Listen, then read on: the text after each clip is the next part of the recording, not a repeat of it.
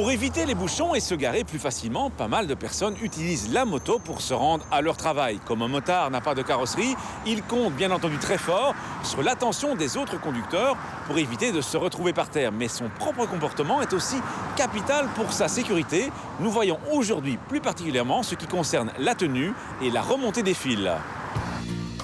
Avant de prendre la route, le motocycliste raisonnable s'équipe de la manière la plus sûre possible.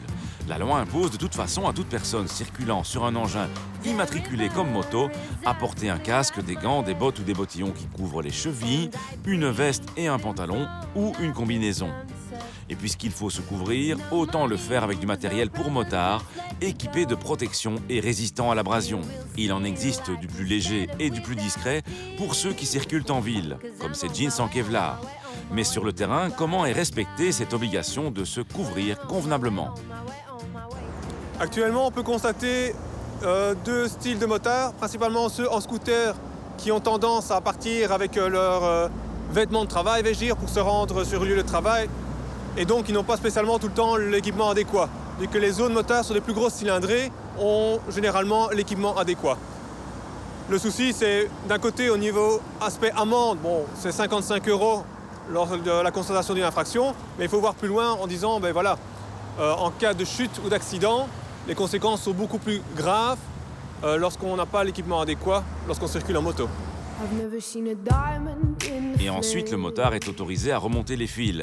C'est un avantage indéniable, mais réglementé pour la sécurité de tous. Notons tout d'abord que sur les autoroutes et routes pour automobiles, le motard qui remonte les fils doit rouler entre les deux bandes situées le plus à gauche. Par exemple, sur une autoroute à 3 bandes, c'est donc entre la 2e et la 3e bande. Les autres obligations concernent la vitesse. Le motocycliste ne peut en effet pas dépasser la vitesse de 50 km/h et la différence de vitesse entre le motocycliste et les véhicules qui se trouvent dans les fils ne peut être supérieure à 20 km/h. Par exemple, si les voitures sont à l'arrêt, le motard les remonte à 20 km/h maximum et si les voitures roulent à environ 40 km/h, le motard peut les remonter à 50 km/h maximum. Voyons ce qu'il en est dans la pratique.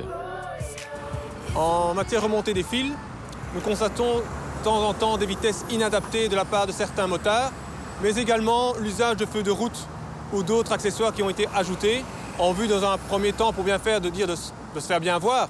Mais le problème, c'est qu'ils éblouissent les autres usagers. Autre infraction constatée est également leur montée des fils via la bande d'arrêt d'urgence ou la bande de bus. Donc, je rappelle que cette façon de rouler est totalement proscrite. Le motard peut remonter les fils, mais est-ce que l'automobiliste a lui des obligations vis-à-vis du motard dans ce cas-là ? L'automobiliste n'a pas d'obligation particulière. Cependant, il est de bon ton de laisser la place nécessaire pour le motard qui remonte les fils. D'un autre côté, le motard, lui, ne doit pas non plus forcer le passage si l'automobiliste ne l'a pas aperçu ou ne décide pas de le laisser passer. Restons courtois, partageons la route ensemble. Motards ou automobilistes, soyons donc courtois et attentifs de manière à ne pas nous surprendre l'un l'autre. Pour les automobilistes, c'est par exemple annoncer ses manœuvres convenablement en tenant compte de la présence des deux roues.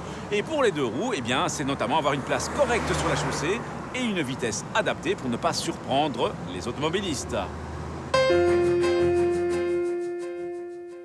À la question de la semaine dernière, il fallait répondre que passer au rouge à un passage à niveau est une infraction du 4e degré. A gagné cette semaine un appareil photo numérique à double écran. La question, en remontant une file de voitures, un motard ne peut en aucun cas dépasser la vitesse de 50, 70 ou 90 km/h. Soit vous téléphonez au 0905 56 493, soit vous envoyez un SMS au 6020 en tapant contact 1, 2 ou 3. À la semaine prochaine et d'ici là, bonne route!